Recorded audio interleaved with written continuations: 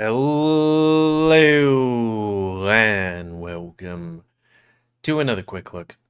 Me, GamerWolfSix, of another furry visual novel.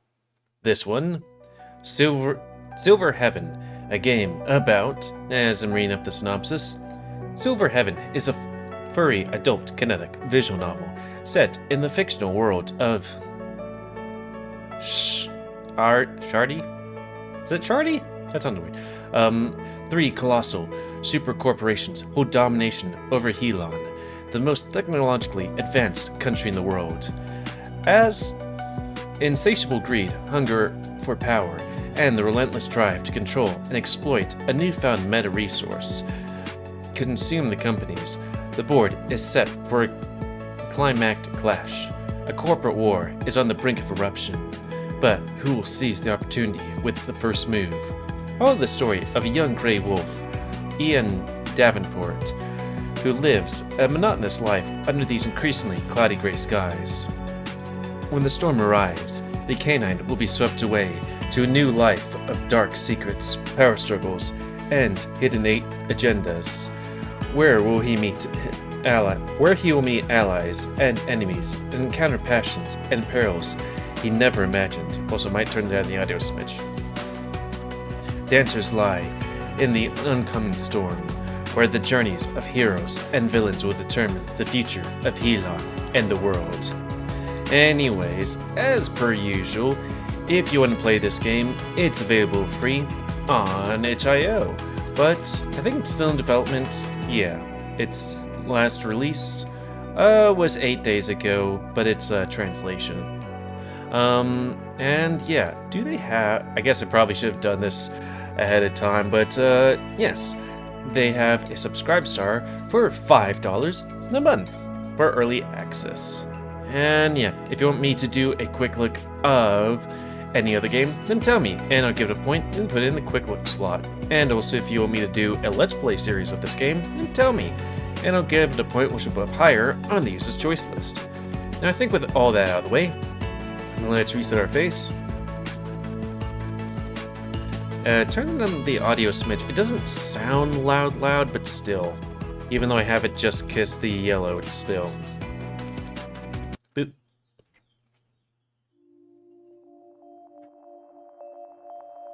Round. Space. A frontier. It's a fun frontier until we have the multiverse. Heck, I gotta sneeze.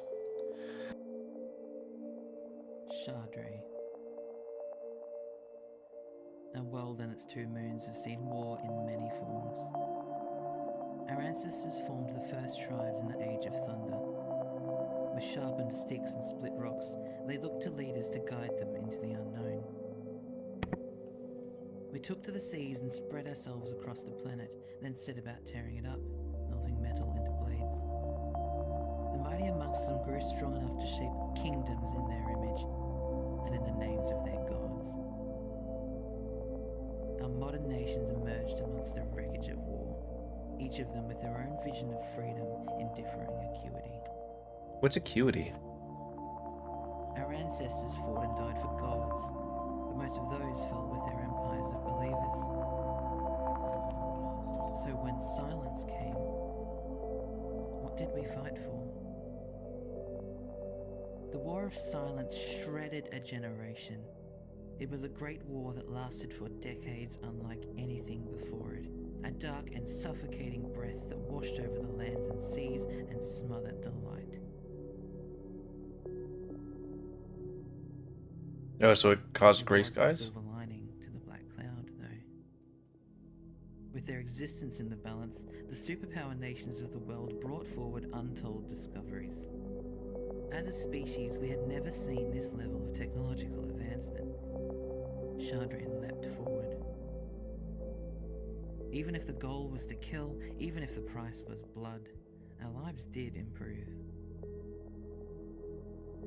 Yet, while the flame of war was burning and the major powers of the world were fighting amongst themselves, one nation was watching from the shadows. It worked away diligently, profiting from the war even after silence ended and music returned, and a new kind of country was born. corporate country. Isolated from external influences and brimming with glittering natural resources. It was inhabited by those who sought to put the poison of nationalism behind and start anew. It was a wonderful dream, and this became the most advanced country in Shadre. Helion. Its small government had devised a different recipe for success. Most of the Helion territories were assigned to 3 militaristic supercorporations. Braycom. Securing your future. Led by Lady Serine Grey succeeding her dead father, Greycom is a place of brutal efficiency, where the strong thrive and the weak exist for the strong's benefit. Grey only trusts and takes good care of those close to her, her personal agents, Greycom's paladins, and a vanishingly small number of confidants and allies who do indeed sometimes vanish.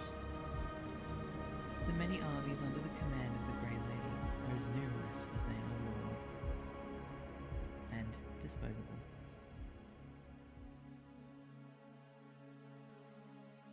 Aura soft.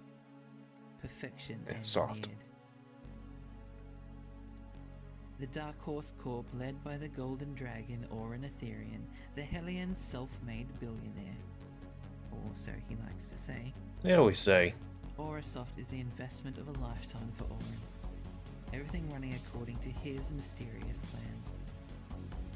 Not even his own agents know the dragon's next move. With soldiers equipped with the best tech in the world and intensive training, a loss of life in Aurasoft is a tremendous deficit for the bottom line.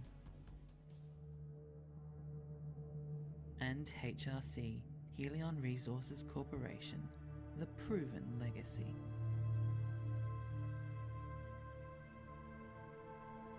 The only true Helion non-government organization.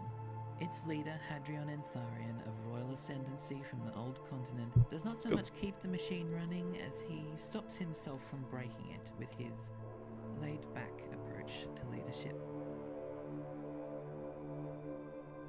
Nevertheless, HRC is a place of pragmatism, reliability, and brotherhood. It may not race towards the finish line, but it will certainly stomp over it with heavily armored footsteps. With cold and calculated efficiency, the 3 corps grasped the rich Helion lands between the 3 of them and wrung it for all it was worth. The mighty still shape kingdoms in their image, but in their own names now. 3 super corporations, ambitious all, sharing Shadre's richest land. For now.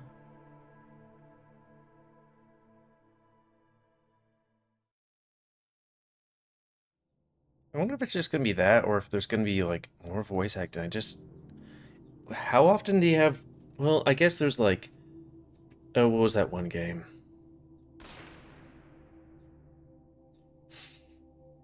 Also, would I be able to right-click? Okay, cool. I mean, if there's gonna be voice acting, then there we go.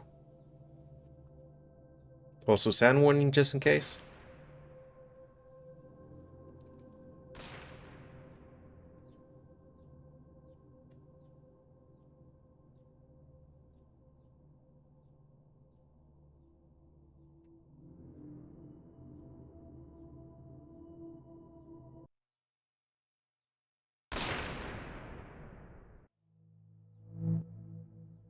A brighter shade of gray.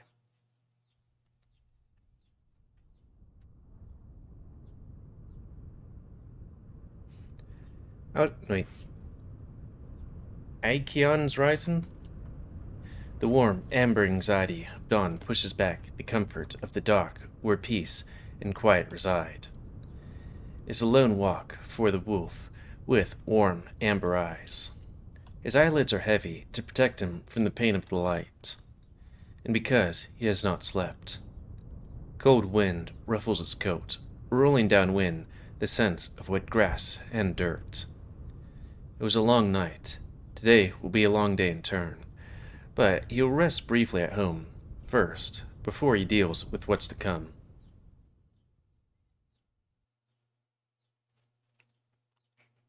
Winds of Change, that was it. And then Komorebi? He stands at the kitchen aisle, eyes closed, stinging slightly with tiredness. He can smell the night on his own fur, the dark blue ocean, whiffs of gunpowder, smoke, and solitude.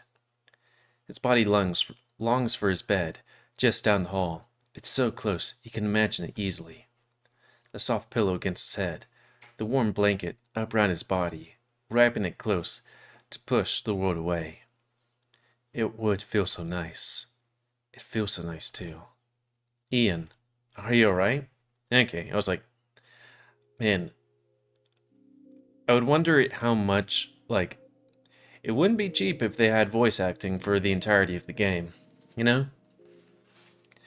Ian opens his eyes and finds himself staring at a bowl. Cereal within cannot absorb any more milk. Well, you know how you do it. First you put the milk in, then you put the cereal. He normally would have smelt or scent, but breakfast was so packed with artificial cinnamon it obscured everything. Now, he feels embarrassed as he wipes up the overflowing mess he made. I'm fine. He answers, doing his best to hide his tiredness with added energy. You were practicing, weren't you, all night long? It's not posed as a question. The gray wolf nods regardless, diverting his gaze from his mother's eyes. What are you thinking? I need to be prepared for today's evaluation as much as possible. Yeah, you're gonna do real well for your evaluation by being stupid tired. Does your participation involve no sleep, Ian? How are you going to shoot straight if you can't keep your eyes open? She speaks with authority and firmness, as she always has.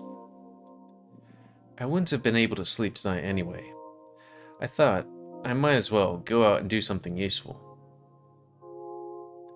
Grace's eyes look in the distance for a second. Ian's glimpse a small look of confusion on her face. You couldn't sleep. Why? She turns her eyes to Ian's as she finishes the sentence, like he's suddenly in a searchlight. He quickly diverts his own. It is, and always has been difficult to open up to his mother. It makes him feel like a bad son sometimes. But how could you contend with someone who's always known you best, who just insists that you trust their decisions without telling you their rationale? Someone who hides things from you too? Ian traces gentle circles on the cool surface of the bench with both hands. I just want a good job. I want to be up to the task. Any task. I want to be one of the best corporate operatives in HRC, just like my father was. Just like you are. Grace raises her chin slightly, looking at her son in an inquisitive manner. Why? He blinks several times with wide eyes like the question is ridiculous. Why wouldn't I? I thought you were losing interest in your studies. You've been isolating yourself from everyone lately. Everyone. Well, that's not me losing interest. Not really. It's me focusing on the corporate operation program without distractions. Oh, is it? Yeah. She tilts her head, unimpressed. She resets her perceptiveness, or he recepts. Yeah. I guess I'd rather be alone. That's why, that's just what it's like being an introvert. Don't lie to me. Maybe you don't like going to parties, but being an introvert doesn't mean you don't want friends. I'm not lying. And it doesn't give you an excuse to hide away from me either. You gave me one-word answers. Answers like, yes, no, fine. You don't tell me anything. It's been like that for months. Can you blame me for worrying about you when you do that? He groans with defeat. No, I'm sorry. Then what is it? I just only have a few months left to complete the cop. Things are going to be different after that. Different? That's the point. What's the point in making friends? It's just a needless... He struggles to find the right word. Distraction? She wouldn't buy that. Risk? No, too honest. It's just needless. And yeah, I'm finding it hard to keep up interest, actually. I feel more tired every day. Everything is an effort in this program. Every day is an effort. She chews her lips for a moment, and he can imagine her looking back from pointing out lack of sleep as an obvious cause. He knows it isn't the cause of exhaustion. Maybe she does too. She speaks her next words after having obviously chosen them carefully. I wonder if making friends may, perhaps, help you feel like you have a bit more energy. Maybe you would feel a little better. She smiles at him. It looks forced and natural on her face. I can make it through at least a few months just fine, and then I'll be at the HRC. I don't want friends. I don't need them. That's that.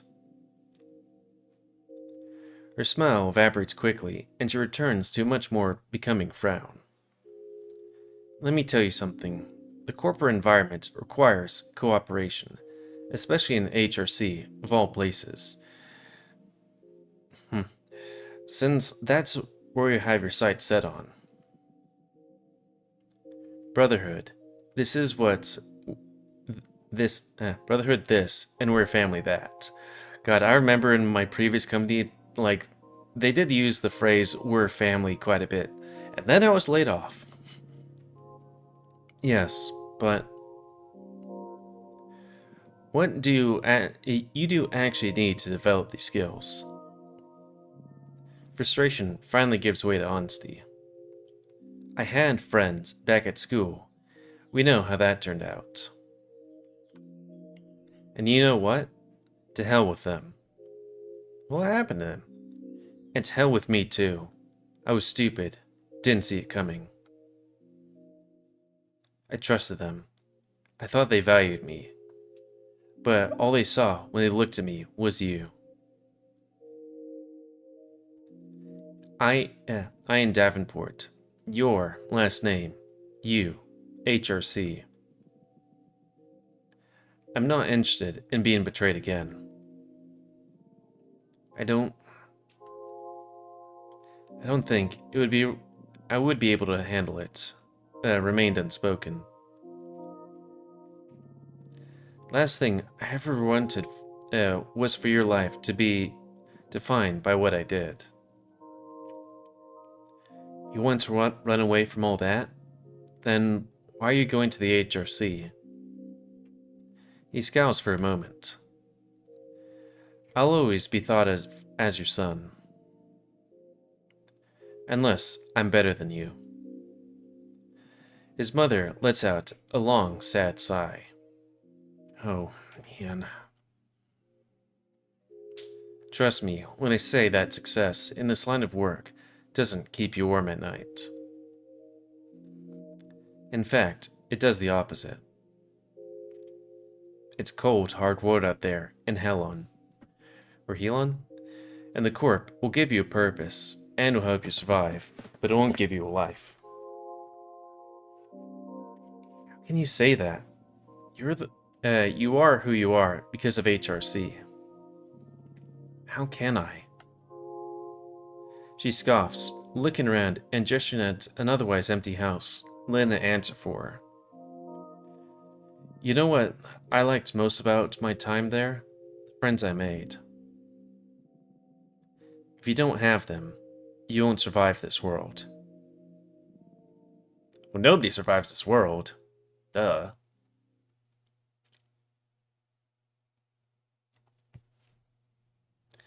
Ian rests his head against the front seat passenger window, the vehicle's vibration transmitting from the glass to his body. It somehow alleviates the heaviness in his body, keeping him awake. Also, what is that down there? It's not really a GPS, it seems, because we're not there. Something else that wakes him up is the lion's sudden voice. Oi, you alright? Sleepy today, aren't we? He has a voice of a masculine but sweet and warm, and listening to him speak is like listening to honey. Yeah. Ian sits up after suppressing a yawn, inhaling it through his nostrils and blinking away, teary particles forming in his eyes. He glances at the driver only briefly before forcing himself to look away again. Just like honey, he has found that gazing in that room can be sticky and hard to pull away from. Oh, is he making us sticky? I had a long night, that's all.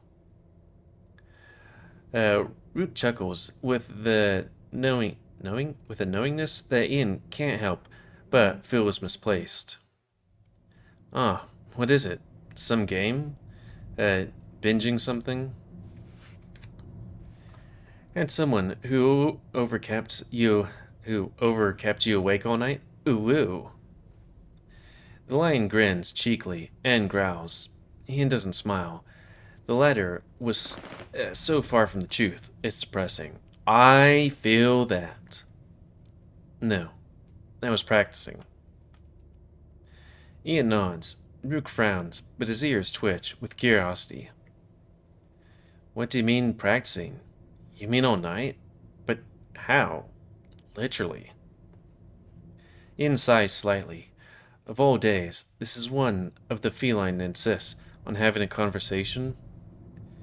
He was betting on a silent drive, as per usual, a chance for a few microsleeps between traffic lights.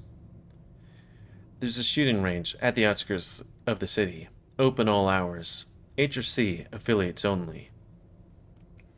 Huh. Didn't know that. Yes. Neat. Ian closes his eyes in the midst of the lull.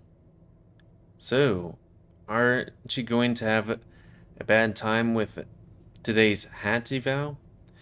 Practice won't do you any good if you can't keep your eyes open. He knows it's unfair of him, but Luke's inconvenient friendliness actually causes Ian a sense of irritation. He stares ahead as he replies. You're talkative today, Rook. I'm the same Rook as always, mate. Conversation helps pass the time on the drive, that's all. And, you know, we're halfway through the program, and we barely know each other, so I was just thinking, yeah. Is it bothering you? Ian inhales to reply, and then catches himself, unsure of what to actually say. He teeters on the edge of admitting the truth and politely requesting that Rook allow him to rest. That would have been within the bounds of politeness. It would be reasonable, he tells himself. But he sees his mother in his mind, and he speaks a few words that have continued nagging him since breakfast. He sighs. No, it's fine. Talk away, I suppose. Ooh, it's my lucky day. The line beams with a smile. It sticks Ian's gaze to it for a few seconds. Rook has a face well suited for parties, full of laughter and sunsets on the beach, and cheeky conversations full of innuendo in secluded bar booths. Not that Ian would know. He looks back to the road, feeling sadder than he did a few seconds ago. How are you finding it so far? The program, I mean. Fine. Anything you're finding difficult? No. Not really. Hey, if you're gonna make me talk, you gotta talk back. Hey, that's how we talk. Sorry, you're right. The line, of all people, outgoing, friendly, intelligent, seems safe to practice his other skill with. It's difficult for me to open up. Why is that? History. Rook momentarily glances at Ian through the rearview mirror. Sorry, I didn't mean to keep giving one-word answers. Heh, it's alright. Well, I don't know much about your history because you haven't told me. But, I mean, people have said things about your family. Is any of it true? I don't know. I don't pay attention to it. Apparently, your mother was pretty damn important in HRC. Which makes sense. Greenfield is the best corporate orientation center in Silverland. It wouldn't be out of place to see someone with that family record in my class. Nope. She isn't? She's a consultant for them now. That's all. She is now, but was she always... Sorry to disappoint you, but it isn't the case. I see. Rook clears his throat, and the chatty line suddenly seems to be having trouble saying what comes next. Ian gets the impression it is something weighty upon the feline's shoulders. You wouldn't get any judgment from me, you know? I do believe you. It's just that I was hoping someone else might know what it's like. The wolf narrows his eyes. What's that? My family, the Lycons, we have some history too. My parents divorced a couple of years ago. My mother lives in Corridia now, working for some super important law firm. As for my father, he's a military guy. My older brother is a private agent. HRC? No, actually. Anyway, it can wear you down sometimes. Having these people who are supposed to be your role models all the way up there. With exaggeration, he rolls his head backwards to punctuate how high there is. Anyway. Cordelia is far away. Do you miss your mother? Whatever. It's funny. I did miss her at first. But then again, we were never actually that close to start with. I think I miss more about what I was hoping we might have one day, more than what we actually had. And I think the hope I had of things improving was pretty naive, to be honest. So, no, I don't mind her being Corridia. If that's what she wants, then it's all good by me. Rook shrugs loosely. He isn't sure what to say. He can recognize some sort of pain in Rook's words, but the lines asserted he is fine, so it didn't feel right to confront him, and this is difficult. Before he can find the words, the opportunity is gone. And what about you? You didn't mention your father. What does he do? Not much. He's dead right now. He a deadbeat? Close. No. I'd rather not talk about him, if that's alright. Sure. Sorry. Well, don't forget, We've got the reshuffling day, as well as the hats midterm. Oh, yeah, the reshuffling. I did forget. Imagine that. I finally squeezed some words out of you, and it could be the last day we shared the classroom together. Don't worry, I'll still need a carpool. Luke raises his voice and speaks in a joking tone. I don't know, mate. Getting a carpool with me? Those kinds of perks, maybe they're reserved for classmates only. They make eye contact in the mirror. The wolf nods, looking at the lion with a fleeting and forced smile. Hey, I'm kidding.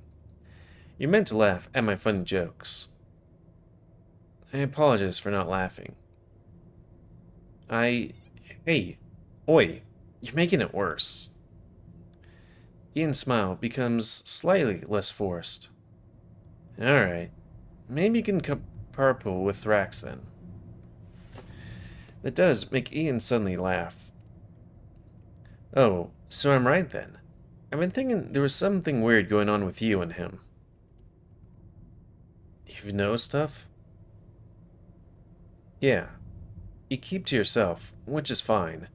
But when it's obvious, but then it's obvious when he's getting up in your personal space. I mean, I don't know what he says to you when he's doing that, but you don't look happy about it. Yeah, I'm not. Ethereum is someone I hope changes class today. He's becoming problematic. He is bullying you? Wait, is he bullying you? There is something faintly comforting about Rook's directness. No, I wouldn't consider it bullying yet. He's just confusing more than anything. I have my eyes on him.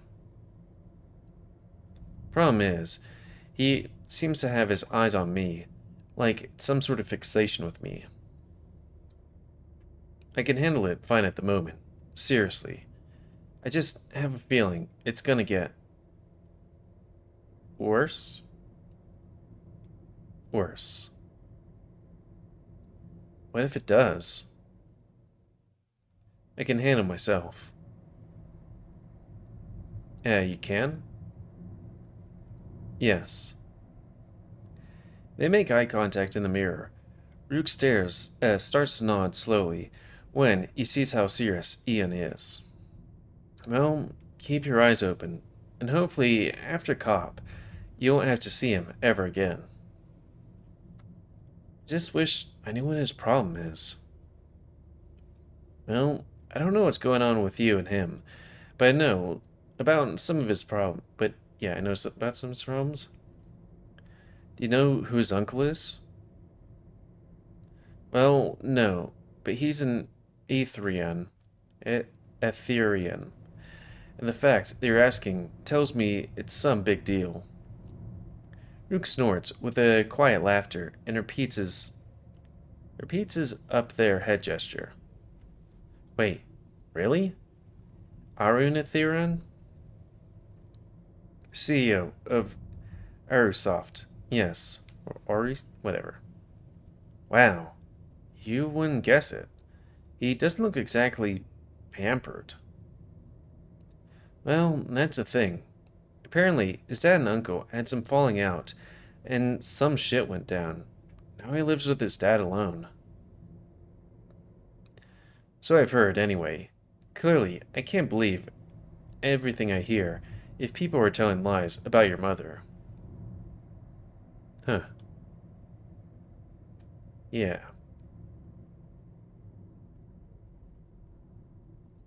Rook stops the car at the last intersection, leading to Greenfield, waiting for the red light, and takes the opportunity to twist back and look directly at Ian for a moment. Are we supposed to be in the back seat, or are we supposed to be in the passenger seat? It looks passenger, but, you know. Almost there. Thanks, Rook. The lion smiles, a honey sticky smile that makes Ian's belly flip. He has a face well suited for waking up next to. Just tell me when is a woo. I like that, Ian. It was nice to chat with you. And you. And you. Chat to you. And you. You survived speaking with me. Rook meant as a joke, clearly, but it has been scary for reasons Ian can't quite put into words. It was nice, yeah. It was scary, but also nice. The line drives them into the parking lot and parks near the entrance to the Greenfield Center. Greenfield Center, or just Greenfield, is a small campus in the northwest of Silverland, consisting of 2 to 3 story central buildings and a large, attached pavilion. After getting out of the car, the Lion and Wolf spot groups of students walking along the sidewalk. Traipsing along behind them, and not really talking to anyone, they see an individual who's tall enough to be difficult to miss. Speaking of that scaly prick, the Lion lets out a short laugh. Maybe if we find a nice hot rock somewhere for him, he'll just go lie down, and on that, ends himself for the day. Ian nods thoughtfully. Rook curds his bottom lip, and Ian realizes the feline is sad that he didn't laugh at his joke. Again. Maybe we'll get lucky and won't have to deal with him again. Yeah. Well, I'm already on a roll today, so we might indeed. Come on, let's go check out the reshuffling thingy together. He gestures his head and smiles. Ian can tell that what the feline's doing. Look, Rook, I appreciate it. Really. But I'll be fine. We're all here to become a better and stronger version of ourselves, aren't we? If Thrax ends up being trouble, then I'll be ready. I don't need you looking after me. Rook narrows his yellow eyes. What do you mean? You want to escort me in case I run into the dragon. Rook shifts his stance to face Ian directly, a slightly amused expression on his face. Ian, I hope you don't find this rude, but you're mistaken. If you say you can handle him yourself, then fine, I believe you, and I'll let you do that, mate. Sometimes people just walk together because it's nice to walk together, you know? Walking together, studying together, incidental conversation. Eating lunch with other people. Rook raises his brow, deliberately making a point. Right. Yeah. The group of students stand in the distance, most of them talking, others looking at the large screen where the information about the new class composition is displayed. It must be there. A lot of people. Lion points out with his head. Let's go. The two of them are walking towards it, when suddenly a voice jabs him from behind. Howdy, bitches. It's a masculine and deep voice with a sharp, burning edges for certain constants that make a person flinch slightly. It was well suited for being the acid flame fuel for anxious rumination. These are words. Thrax. That's me. No need to check anything. I'll save you the walk. The large, draconic figure exhales, savoring the moment, his long tail moving sinuously. Then he grins, and the wolf already knows what he's going to say next. You'll be relieved to know, Davenport, that you get to be in the same class as me for the rest of COP. Ian hides a sinking feeling in his belly behind a well-practiced veneer of indifference. Is that right? He notices Rook looking at him out of the sides of his eye with slight sympathy. Thrax seems to notice it too. He lifts his chin, turning his gaze to Rook. What are you doing with the dog? Are you boyfriends now, kitty? And what if I was? Yes. You'd be jealous, wouldn't you, Thrax? The dragon sneers and inhales briefly to reply, but the right corner comes back down, doesn't seem to form in his head.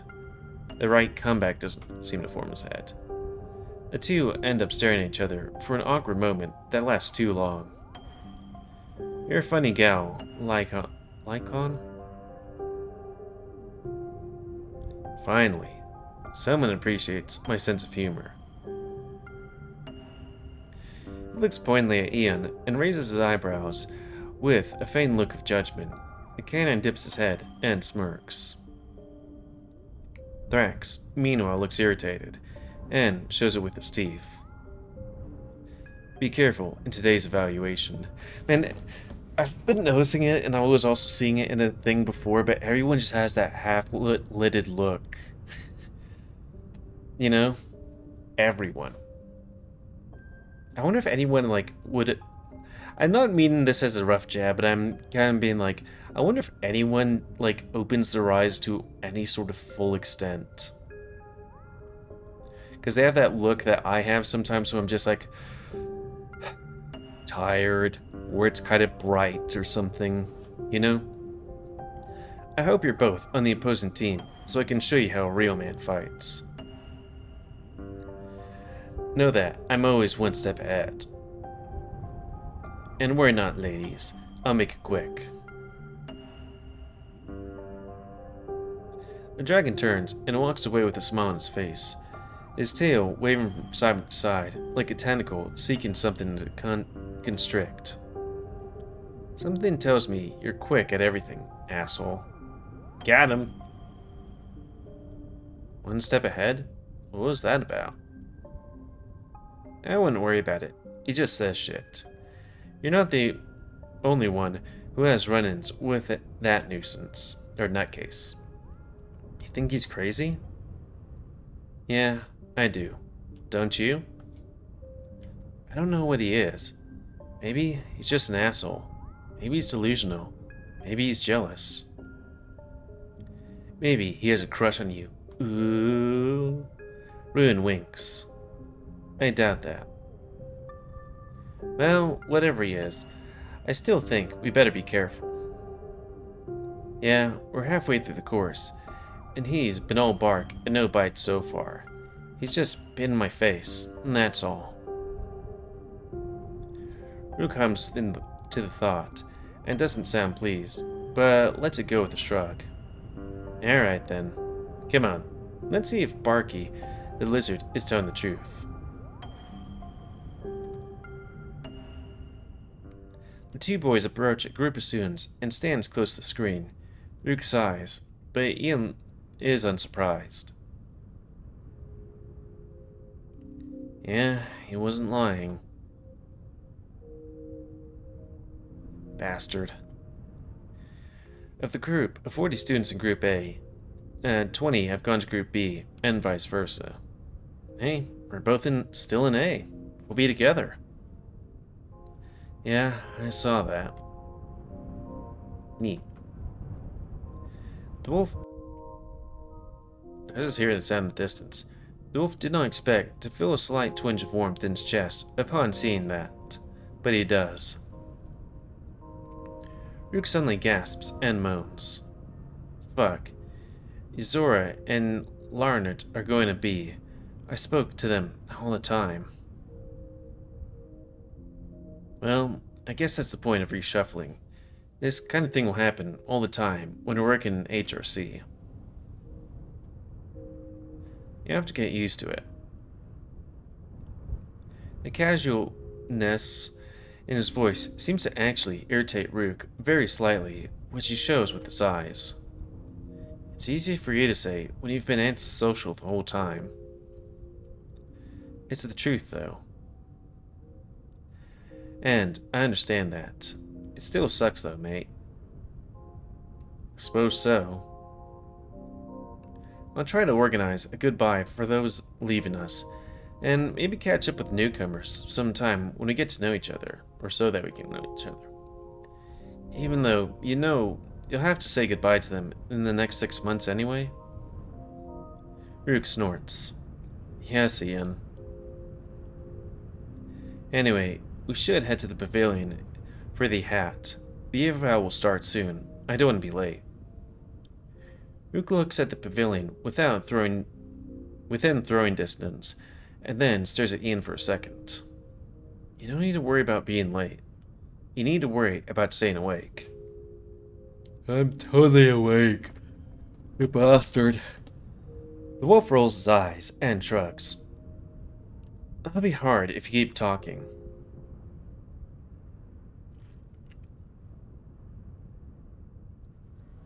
The hat. The hybrid assault training exercise is the opportunity for students to practice their tactical combat skills. Students wear virtual reality goggles linked to combat equipment while navigating a pavilion maze and fighting teams.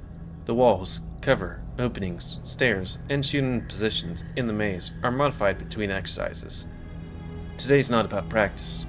Students will be assessed on their tactics, reaction times, decision-making, and ability to cooperate, and their ability to line up their scopes with the enemy, and make the view in their combatants' goggles go black when digital bullets pass through their bodies. The hat evaluation begins. Ian hides behind the corner, listening to nearby gunshots in the clearing he cannot see. He blinks hard a few times to wet his eyes. The artificial light inside the goggles is of a bluish hue that hurts his tired eyes and causes him to strain right away. His keen ears hear footsteps approaching from the corridor and prepares to fire from a silent position, but lowers his gun when he sees the familiar sight of Rook. Environmental elements are replaced in a VR scenario, but Rook still pleasantly looks at Rook. But Rook still pleasantly looks like Rook. The lion sinks into cover next to him. Oh, Rook, here you are again. I can hear combat over there. He gestures with his head, but I have no idea what's going on. I'm not a fan of having no radio, no personal communication device, nothing. Do you have ears? Or you do have ears. Sounds like a mess to me, nothing else. No. Most of the shots are coming from the opposite part of the field, from the rival positions. It's not a good sign. I can tell you're either losing too many teammates, or they're not returning fire. How can you tell that when they're all around the corner in the same direction? Some of them are louder, some of them are closer, or so some of them are closer. Alright, Big Brain, I'm staying with you. What do you mean, staying with me? Well, we're on the same team, Ian. We're working together. What's the plan? Ian grumbles to himself. He understands the importance of cooperation in a situation like this, but is not used to the concept of needing to stop and explain his thinking before acting. He's a good team player, only insofar as he feels comfortable taking down more people on the opposing team than takes up alone on his own team. If there's more individually skilled people like him on a certain team than the other, the former would win. He plans to shoot the enemy players before they shoot you, don't you think? Rook sighs with frustration, but then his posture changes. Oi, look. Ian turns around, and a short distance away, he catches the silhouette of a black dragon in the corner. Digital gunshots appear in the gap behind him. He watches Thrax do nothing. Wearing goggles, it's impossible to tell, but Ian has this unnerving sense that Thrax is staring straight at him. If he's on our fucking team, it's even more reason to work together and watch each other's backs. It feels more comfortable than just his instinct, than to just trust his instincts and react to the situation accordingly. Another person in the mix feels like a random element, and randomness is undesirable in combat situation. I told you, I can handle myself, Rook. This isn't... I'm gonna flank the enemy. We're wasting time. The wolf... combines sight, sound, and instinct to move forward. Edging Uwu around the corner, he takes down two foes who flicker and turn into faded silhouettes when his bullets pass through them, only visible to avoid collision as they exit. They had his teammates pinned down from a secure position, and a short while later, members of his team start to advance, forcing the other team to retreat. He notes that Thrax is not among those advancing.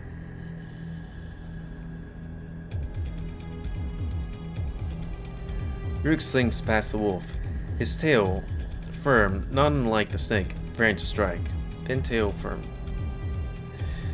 He takes a position where Ian's victims were, looking back at the canine to discuss the next move. Should we... Oi!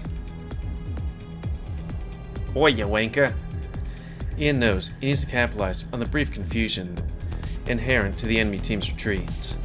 Seconds count, so he runs off down the corridor, hoping to cut off the stragglers off before they could solidify their positions. He moves quickly and quietly. Running past the gaps in the walls, a prickle in his fur tells him duck. He dives into the corner on the opposite side. Gunshots rain down the hallway in his wake. Two separate clusters of bullet holes form on the wall to his side at the end of the hallway. Two foes. He counts the holes. They empty their clips and must be reloading in cover. He is ready and when they dip out again to see where he is. He had practiced for this all night and many other nights, and the tracer of his first bullets passed through the head of one of the two before they could shoot. He ducks back into cover as the remaining one flies upon him again. Only two bullets. They still... A sudden physical force moves Ian's entire being into the hallway, into the line of fire. He scrambles to steady himself, but smacks against the wall with enough of an impact to bruise his body. The proxy gun in his hand slams against it, and he can feel tiny pieces snap and fall down his sleeve. A barrage of virtual gunfire hits the completely exposed and unbalanced wolf's body. I guess that was the dragon guy. Everything in the eyes goes blank for a moment, and then his vision returns. What he sees is no longer digital, just real-time video of the world around him.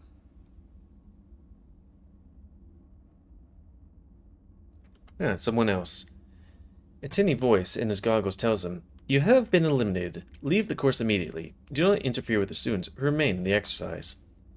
He looks around frantically, simmering with anger, baring his teeth. He sees someone around the corner who had been preparing to flank him, but in the wrong direction to have been responsible for the physical contact. The other canine looks as confused as Ian feels. He doesn't need to see the real culprit. He can smell him. "I know it was you, lizard."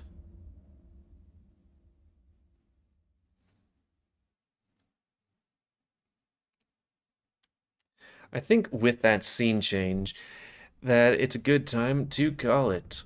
Woo-woo. So that's going to be the end of this quick look. So please comment, cause I like comments. Tell me what you like, dislike, tips, tricks, otherwise. If you like my YouTube and like to grow, then please like, subscribe, and check out other videos to help it grow. And please remember to spay new animals to help control the pet population. But that is not going to be the end of this thing. Though I guess it's like, if you want me to do a Let's Play series of this game, then tell me, and I'll give it a point, which will put up higher on the user's choice list. And if you have any other games you want me to do, then tell me, and I'll put in the quick look section and give it a point. But again, that is still not the end of this thing, because we have to figure out what we're doing next week. Click. Okay, we'll put this one over. Can we just do that and then move that? Okay. What was it? There we go. Let's see. Was there any updates to that? I guess I probably should have looked at... Oh, that's unsubscribe star. Okay, I was like, did we download the newest version before doing it? Because sometimes I accidentally... Not accidentally, but not on purpose, but you know what I mean. And I just bit my tongue again. I hate when I bite my tongue. Let's see. Oh, right, that's a... Wait, why is that? Oh, right. Sorry, it's been a hot minute. So we have 5 on the thing. Random number generator. And if you wanted to play the game we just looked at, it's free on itch.io, but if you want to support the people that make the game and upgrade the news version earlier, $5 on Subscribestar. And now, next week's is number 2. EFV. Also, sound warning just in case, you know? So I'm going to minimize that in case for some reason it just doesn't like the application it uses. Oh. It seems like it's this person's other game? Unless I didn't put it in. No, it's this person's other game. Okay. Well, I guess that makes it convenient. From the same makers of the game we just looked at. It's Echoes from Valith. A game about, as I'm bringing it up, Echoes of... I hate it when you type in stuff and it's like, do you want to look at all these other things? And I'm like, how about the thing that I have on my favorites?